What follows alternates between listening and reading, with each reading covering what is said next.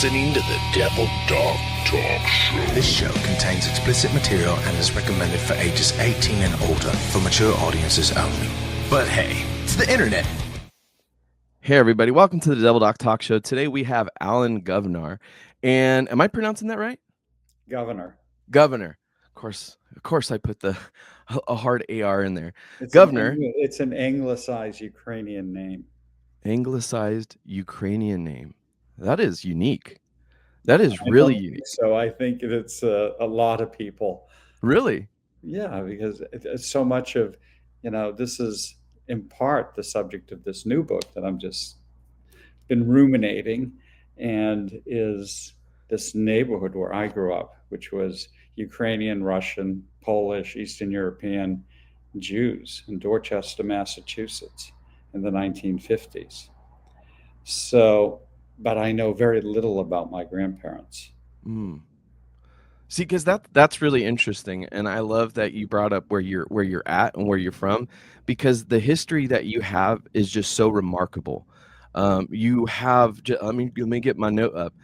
You're an award-winning writer, poet, playwright, photographer, and filmmaker, a director of documenting arts, non-profit organization. You founded a nonprofit organization, advance essential perspectives in historical issues and diverse cultures.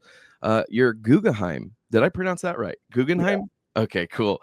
Guggenheim Fellow and the author of more than 30 books. We were kind of chatting it up just before we started the show. And it's incredible the depths of how you explore yourself, you express yourself, the way that you capture the art. I was really enjoying the come right round. Come round right. Come round right. It doesn't. So it doesn't exactly roll off your tongue, but once you get it, it's come round right, and it's a lyric from a Shaker hymn. Oh, nice. Turn, turn, turn, till you come round right. You shan't be ashamed. Turn, turn, turn, till you come round right. That's beautiful, man. That is really deep, because what we were talking about just before, right? It has a lot to do with that depth that you're able to bring into your art and convey these messages of American culture.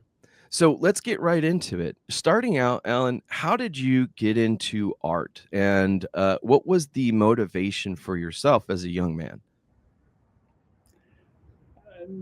My growing up in the inner city Boston neighborhood, where there was this mix of cultures and worlds. It was where 85% of the Jews of Boston lived. It was an area that was embattled by racial tension. It was so many difficult parts of life to deal with. And so for me, I turned inward in terms of having an inner life. But I was a pigeon-toed kid, and I had to wear correction shoes.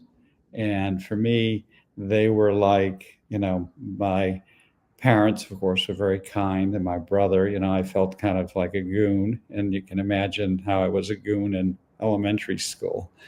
And but I had an uncle who was in the Army, and he had his tactical boots. And so he would compare these to his tactical boots. Oh, wow. And so, as a kid, I spent a lot of time with my own imagination, and I animated the world around me in different ways. Well, a lot of that didn't really come to fruition for me as a writer until later. I mean, right now I'm looking at that period of time and seeing how formative it was. But the real coming of age book for me is Come Round Right, the novel. And it's a difficult story. And it focuses on a lot of very relevant issues in today's world: rape, abortion, the threat of gun violence. But it's not about that. It's about what anyone who suffers trauma has to go through, that you have to find your journey, either internally or by stepping out into the world. And this book is a book about hitchhiking. I was a hitchhiker. And it's set in the fictional past of 1970, the fictional present of 1971. And they're interwoven, and eventually they merge. But the general frame of the book is it's a hitchhiking journey. It's this guy who's troubled, who in his college dormitory cafeteria sees this record jacket on a table. He flips it over, and it's Bob Dylan's Nashville Skyline. And the narrator, the protagonist, decides he's got to hitchhike to see the Nashville Skyline. And that will answer what he's looking for, the questions he has about himself, his life. It'll be transformative. And it's not that he really wants to go to Nashville, but he wants to see the Nashville Skyline, which is, as one of the characters points out, isn't much. And he wants to go to see the Nashville Skyline, turn around, and go home. And that's the journey. That is beautiful, because it's funny that you kind of say it that way, that it's not much. Internally, that journey forward, how to connect with your true self and express, right? You do it with this book, Come Round Right, very well, because a lot of the sections that I was able to kind of breeze through and get the feel of everything, it felt as if exactly what you were saying. It is a transformative story. You get to see the development of the character. You kind of you feel, that's the best part about good authors, right? You feel connected to the character, and the situations were quite unique, but in a way where they're digestible, discernible, relatable. Because trying to find something like going to the Nashville Skyline, I never even heard of people wanting to do that until we were looking at the book. I don't think people do.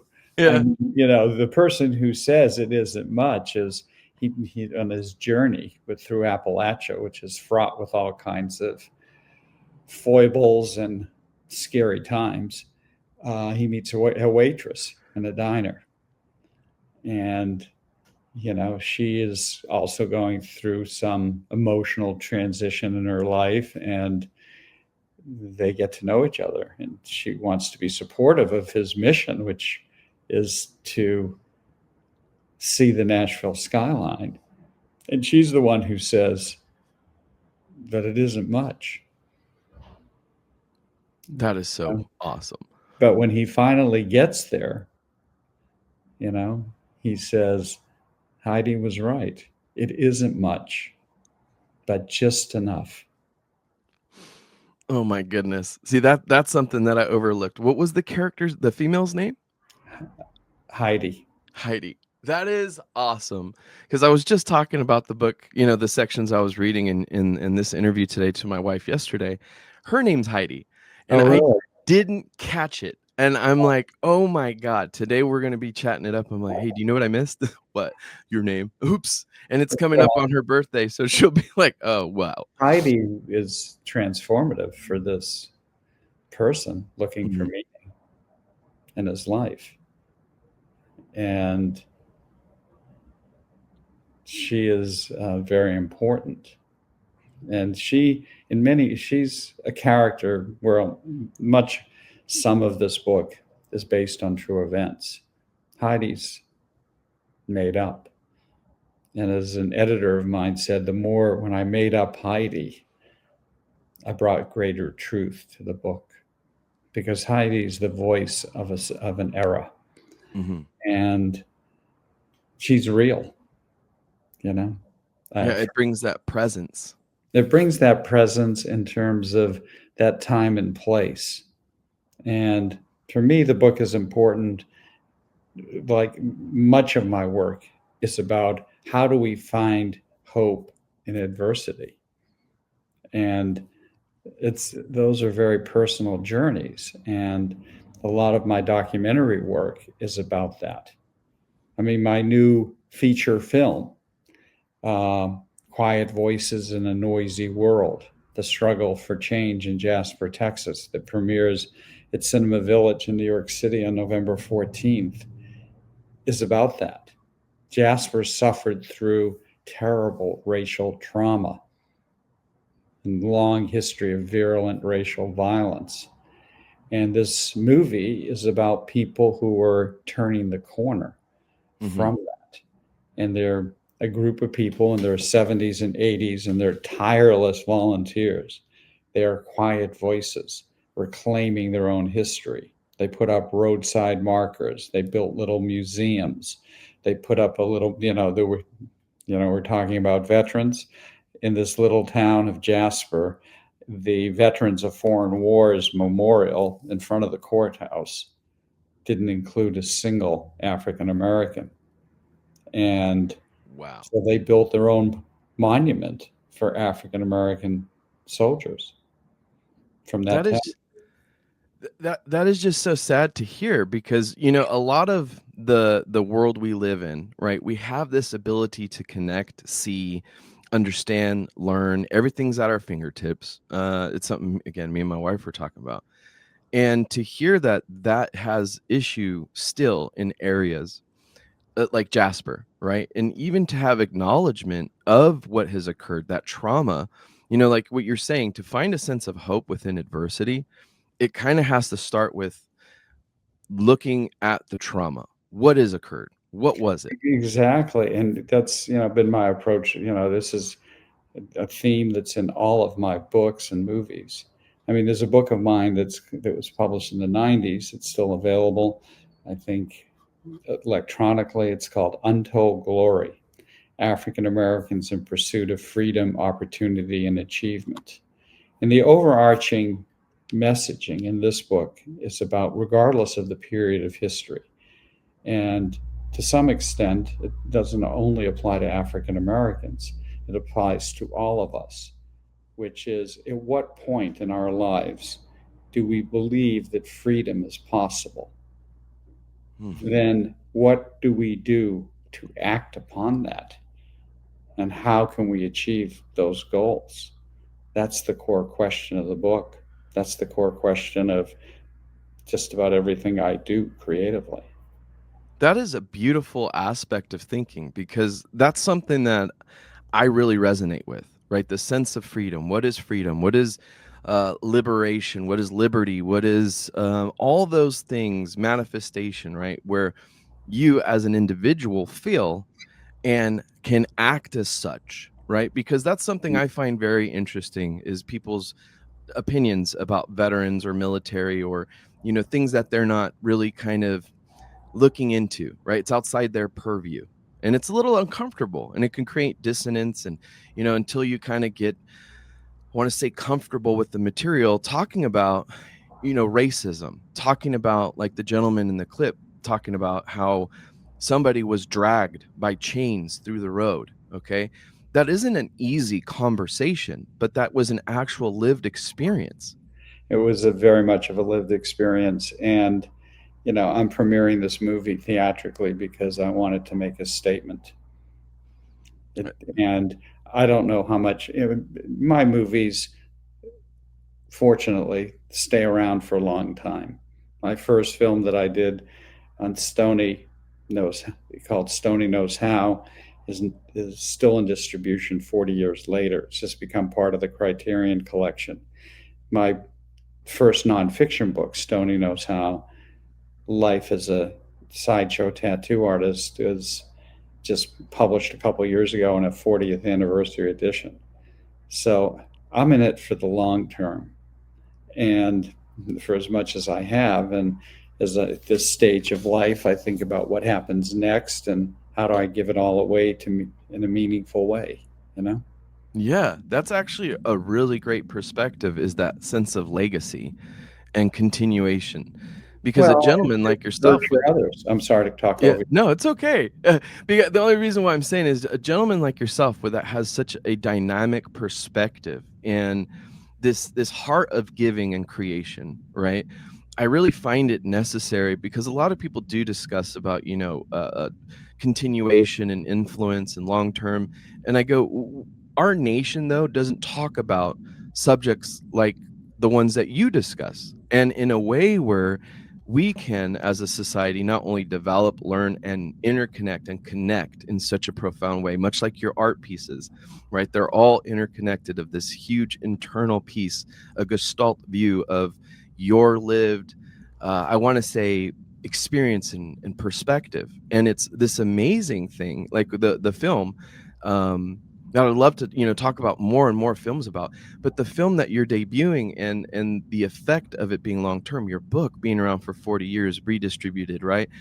That is profound. And to see and hear you say that, I'm just looking at ways to turn around, to give it away, have that lasting effect. It's beautiful, man. I had to say that part because it is. Well, I create, and I think my, I feel like I'm at, every day trying to reach new creative heights. And I didn't expect that for this time of life.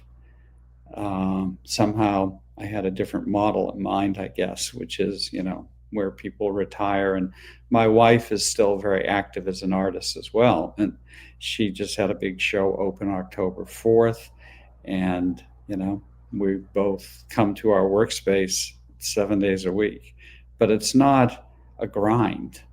Mm-hmm. We get here, we have lunch together in one building, we have coffee together in the afternoon in another building.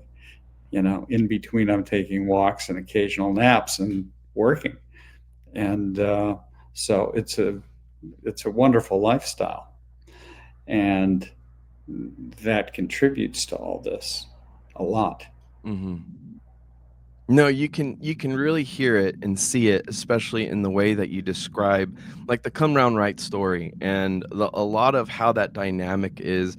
It comes from a view of, to me, and this is, you could say I'm wrong here, of profound love, where I want to say the relationship of the external world is not necessarily in conflict with the internal world, but can't kind of pacify or realize or accept that internal self. And the way that you even talked about your lifestyle, I'm like, dude, that sounds amazing. Maybe, if more people thought that way, where, art isn't a grind or life shouldn't be a grind, you got to take these moments, take naps, go for walks, enjoy lunch and coffee with your wife or significant other. And in it, when you have that support, when you have that love, right, then you're able to create. And I think that's something that's really important to talk about, because a lot of gentlemen that I talk to, and especially being on the show for so long, we've been producing for almost 13 years now, we meet a lot of gentlemen and young ladies that are trying to recreate themselves, their sense of identity, right? Because when you leave service, and that was something the book really kind of helped me kind of compartmentalize with myself, right? The gentleman's journey, right, at 17 to that year, and then coming of age, but even more so coming to a maturation state. That's what a lot of people leaving the military don't know how to do. So the transcendent tools that you have within this book and your art, and even the sense of how you conduct yourself as a gentleman in your life and organize in style, I go, that's exactly what people need to be looking at in order to transition, to gain, to be successful, to feel. Because the most interesting thing I learned this week isn't so much that I want the good life, right? I do. But the good life is a process, not a state of being. And it's excruciating. Totally. It's excruciating. It can be excruciating. You're right. Yeah. And, I rewrite just about everything I do. I remake everything that I do. I'm always questioning myself. Come Round Right went through 100 drafts.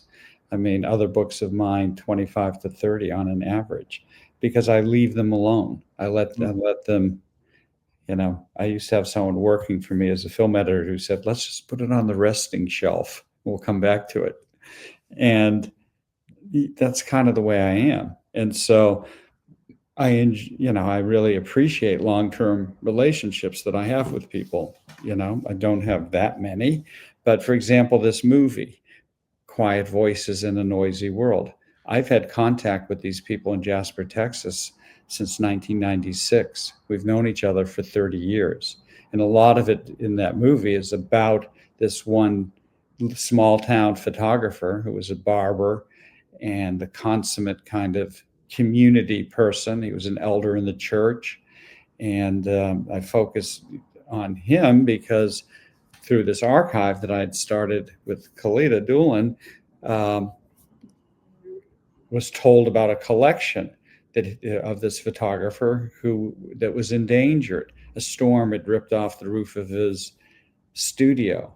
He had died 10 years earlier, and I was working with a Black history professor in Wiley College, and he told me his wife was from this little town, Jasper, and I went there. And so the first entree to Jasper was pre-James Byrd. And so now, 30 years later, we have preserved this collection, and we're giving back to this community these images. That's beautiful, man. So because it has a certain symmetry. But I tend to, I'm very much in my work, in life, sustained interaction. And that's, as time goes on, I see the merits of that even more. I did it because I felt that was the ethical and moral thing to do. That if people are sharing their lives with me, I have a responsibility to them. Wow. That's so amazing that you say it this way, because to me, artistry and being a creative, it's a very humbling experience, because in essence, right, like your documentary films, you're not trying to capture your perspective. You're trying to capture the essence of truth, right? And present it in a way where the reality of the experience that you have, like these 30 long year relationships in Jasper, this cultivation of relationships, the humbleness, but then the perspectives being created on not just significance, right, but value. The value we create with art, right, is where I get so impassioned to hear gentlemen like yourself talking about Jasper. I've never heard of Jasper, Texas, right? It's a twist in the road. Yeah. But it's interesting. It's deep in the piney woods of East Texas. They describe themselves as being the jewel of the forest. But it has had historically lots of problems. So for me, the sustained interaction, that deep sense of responsibility and engagement is critical to what I do. In terms of whether it's fiction or poetry. I mean, or plays. I had, my new musical, Stompin' at the Savoy, the story of Norma Miller, is about this woman I met who was part of the first generation of swing dancers, acrobatic swing dancers. Oh, wow. And she was a choreographic consultant for me. Norma and I collaborated until she was 99 years old. And now I have a young collaborator, Phaedra Michelle Scott, and has helped to transform the book of this musical. But it's based on a children's book that I did about Norma. And it's kind of intended for the, 8 to 11, 8 to 13 age group. So I've written books that are, for children. And my approach to creativity has always been free form. I mean, I do have a substantial kind of education. I do have a PhD. Mm-hmm. But so much of my creative work, I'm self-taught. I'm a self-taught photographer. I'm a self-taught filmmaker. And I never took creative writing classes. So I guess I'm a self-taught novelist. Yeah. Autodidact in the house, right? Well, but it's just I wanted to try it all out. I love writing in different forms, and I've written books and that are tanka, Japanese forms, or other obscure literary engagements. See, that's beautiful, man, because I'm the type of person that is very much in line and resonate with that type of atmosphere. When you start to limit your creativity, you start creating boundaries and barriers to how you perceive the world. That's how I feel, at least, right? And in my life, I've noticed that I really resonate with people, and this is my own word, that aren't normal. They don't fall in the lines of what people go, hey, that guy does documentaries. Okay. Well, I But he don't also fit neatly into those categories, and that's challenging. exactly. Now that this year I've been having to put my 40 and 50 years of my life in perspective, and Mhm. what other people call me, it's like, I like what my bio and my novels and, things of that sort, but, I have other areas of specialization. Mhm. I've done a lot of serious work as a historian, as a folklorist, but I don't want to be defined by that, because I want to be defined by who I am now, and which is constantly evolving. And so, in some sense, the labeling doesn't really matter. Yeah. It's the work that matters, You know, and for me, it's always about the joy is in the making.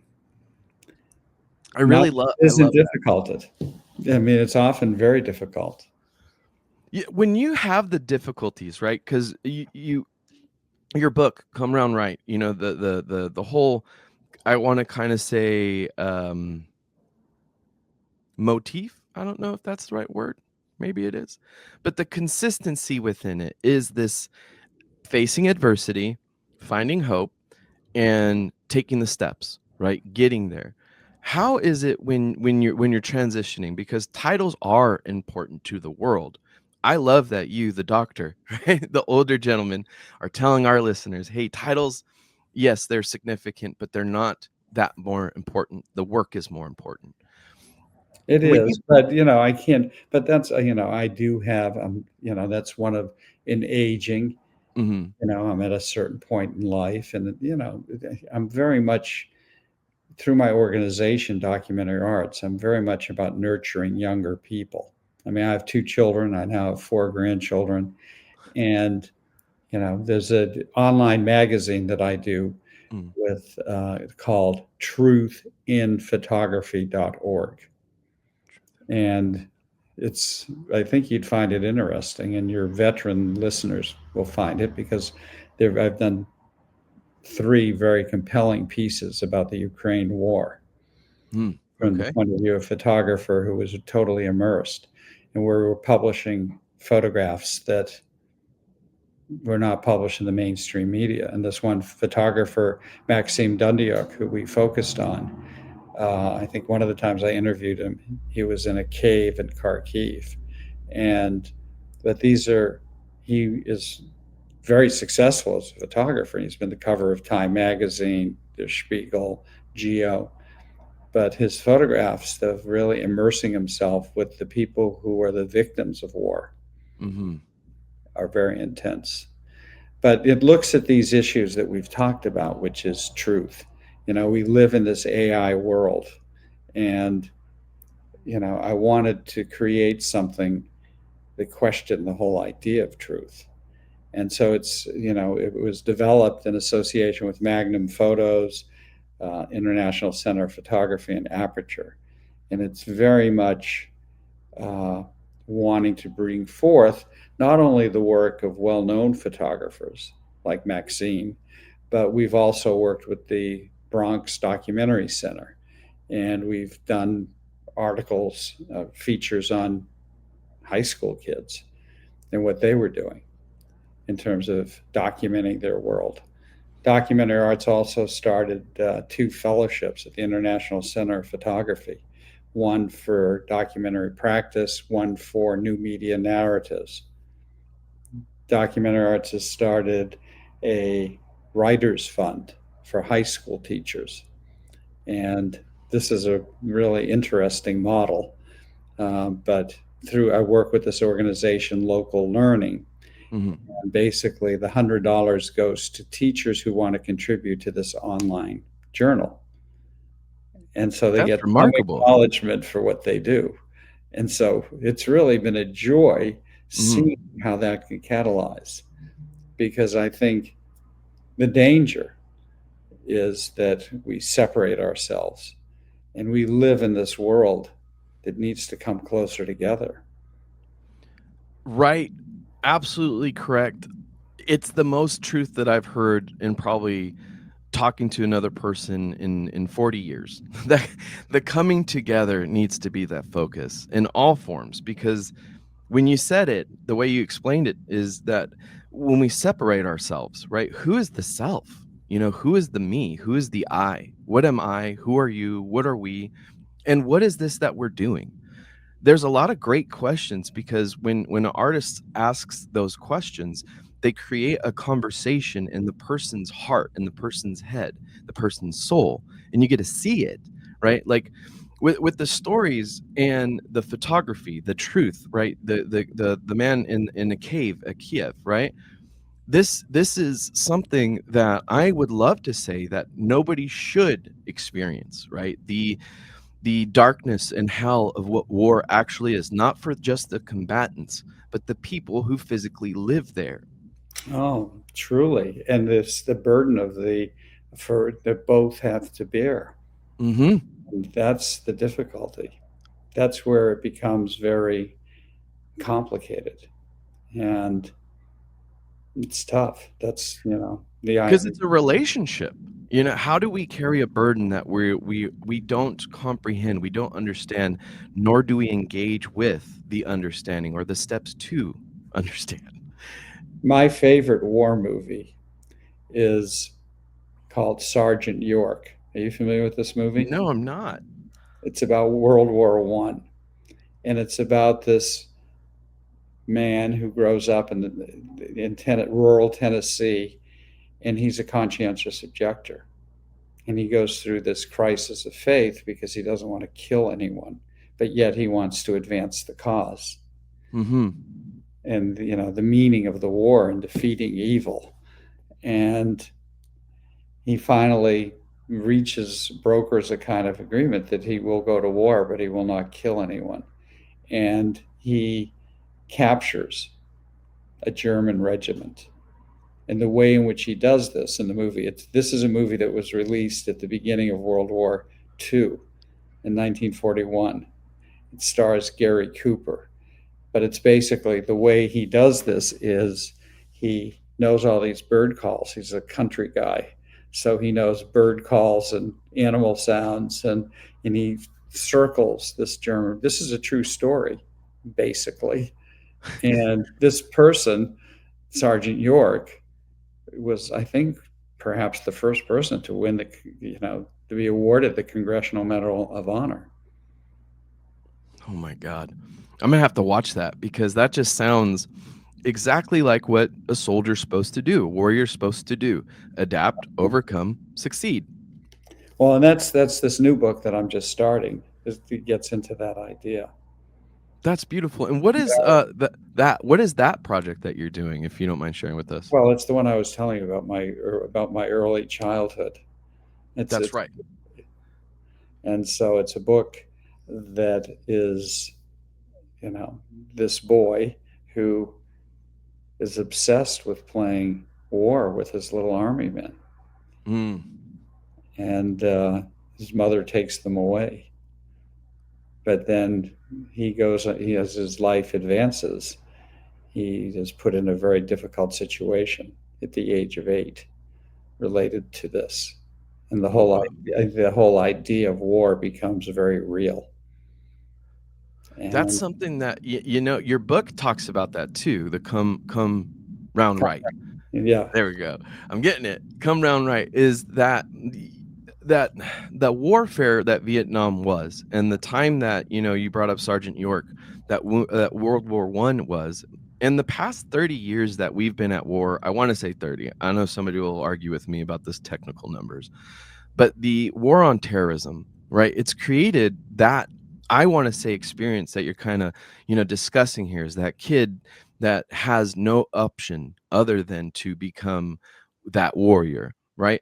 There's a lot of great sayings. It's better to be a warrior in a garden than a gardener in a war, right? Yeah.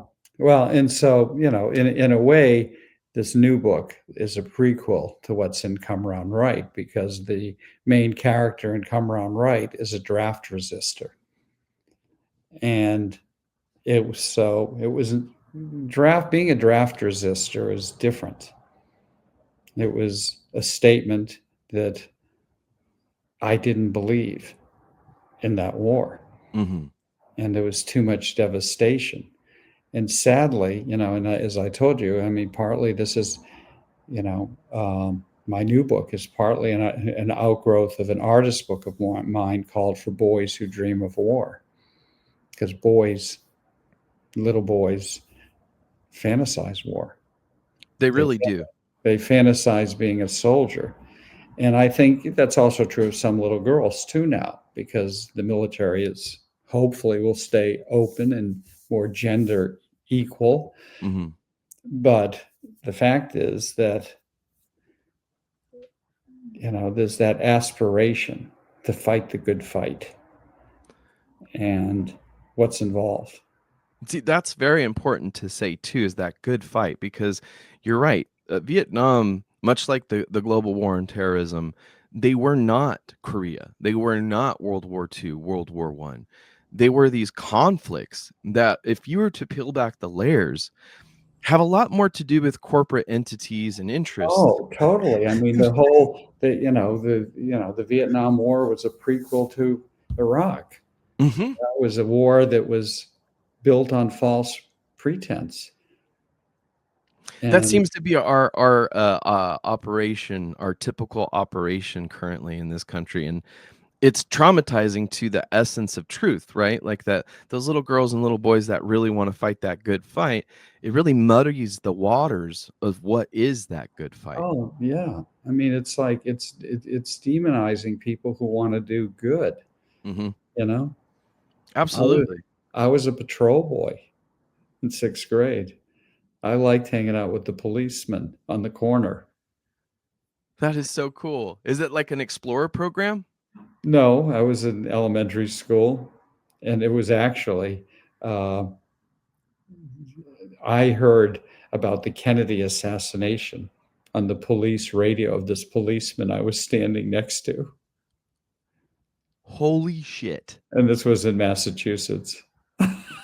Oh my God. That is trippy. So you were dedicated to, learning and wanting to be on patrol, and you're hanging out with this cop, and then all of a sudden over the radio. Oh my God. Yeah, it's difficult. I'm really enjoying our conversation. I will say that I need to stop in a few minutes because no I have worries. another call. But I really have enjoyed talking to you. I like exploring. It's been a free form. It's much like how I create. So I like talking about different things and the connectedness that exists between them, because sometimes from the outside it might look fragmented. For me, it's all very connected. It's a quilt. Mm-hmm. A tapestry. I completely agree. That's the reason why I really fell in love with your art and the way you do it. And I don't mean it lightly. I've been going through a tremendous amount of adversity myself. And hearing another person kind of be free form and accepting of themselves and be graceful, into aging, not getting older, but aging, because aging doesn't necessarily mean bad. You just said it yourself. You're sharper, you're getting these things, you're balancing that. And to me, it's such a great empowerment and inspiration for a young man like myself, because a lot of what everybody thinks, you have to be regimented, you have to be routine, you have to go around it this way. It's like, not really. There's a lot of interconnectivity. There's a lot of grace, and there's a lot of relaxation within not having things perfect. And well, that and is where we learn. you're thrust into a lot of different things you don't anticipate. I had major surgery on my pancreas 5 years ago, 6 years ago now. And, that was a jolt. Fortunately, I did not have cancer. Thank God. And I was always a walker, but walking is what got me better. It was very difficult to walk with this surgery, which was very intense. And, when I was, I'd walk laps on the hospital floor. And some guy actually said to me that he thought that my walking just, kind of inspired him to do some walking, because that's one of the hardest things to do. This surgery that removes your gallbladder, part of your stomach, part of your intestines, part of your bile duct and part of your pancreas, and they put you back together. It's very difficult. Yeah. To do that. And then on the other hand, one of the doctors joked with me that I was walking those corridors more than he does. I love walking, and I've always loved walking, and I do it more than once a day, and it's a way to just breathe in the world. Yeah, and I love it, dude. And to it's kind of put things in perspective. Quiet. Yeah. I love it, man. All right, so we'll wrap it up a little bit. I really want to focus in on the books. Come Round Right. It's out now. How can we get it? Amazon. Everything. Everything. I have 24 films on Amazon Prime. I have 40 books probably on Amazon. Different editions of my books, different kinds of things. It's not hard to find. Beautiful. They're very available. And it's Alan Govnar, folks. I said it again. Alan Govnar. Alan, Govenar. And do you have social media websites, links that we could kind of shout out? You should go to truthandphotography.org, documentaryarts.org. We do have now a Documentary Arts Instagram. Truth and Photography has an Instagram. Nice. So, yes, I can be found. I live ostensibly a private life, but at the same time, I connect with the world. En la pista de baile yo te busqué. Mientras el ritmo sube, tú te alejaste. Mis pasos son lentos, mi corazón acelera, pero tú sigues ahí como una quimera. Me acuerdo de aquellos días de risa, cuando el amor brillaba sin tantas divisas. Pero ahora en cada giro hay una sombra y mis lágrimas caen como un río que asombra. Bailando entre lágrimas, así estoy con un corazón roto pero lleno de hoy. Si el amor se fue, que vuelva a regresar, porque en esta fiesta no me quiero quedar. Bailando entre lágrimas, así estoy con un corazón roto pero lleno de hoy. Si el amor se fue, que vuelva a regresar, porque en esta fiesta no me quiero quedar. Tus amigos dicen que ya no me quieras, pero yo sigo aquí, esperando las esperas. Un beso robado, un abrazo sincero, pero el silencio grita y yo soy el primero. Dame una señal, aunque sea pequeña, que el amor no se fue, que solo se enseña a bailar en la tormenta, reír en el dolor, porque yo solo busco un poco de amor. Bailando entre lágrimas, así estoy con un corazón roto pero lleno de hoy. Si el amor se fue, que vuelva a regresar, porque en esta fiesta no me quiero quedar. Bailando entre lágrimas, así estoy con un corazón roto pero lleno de hoy. Si el amor se fue, que vuelva a regresar, porque en esta fiesta no me quiero quedar. Así que ven, toma mi mano, dejemos atrás el pasado, seamos temprano. Si el ritmo nos une, no hay que dudar, con cada paso Las luces brillan, la música suena, bailando entre lágrimas sin más condena. Que el amor es un baile, a veces complicado, pero juntos podemos volver a lo amado. Bailando entre lágrimas, así estoy, con un corazón roto pero lleno de hoy. Si el amor se fue, que vuelva a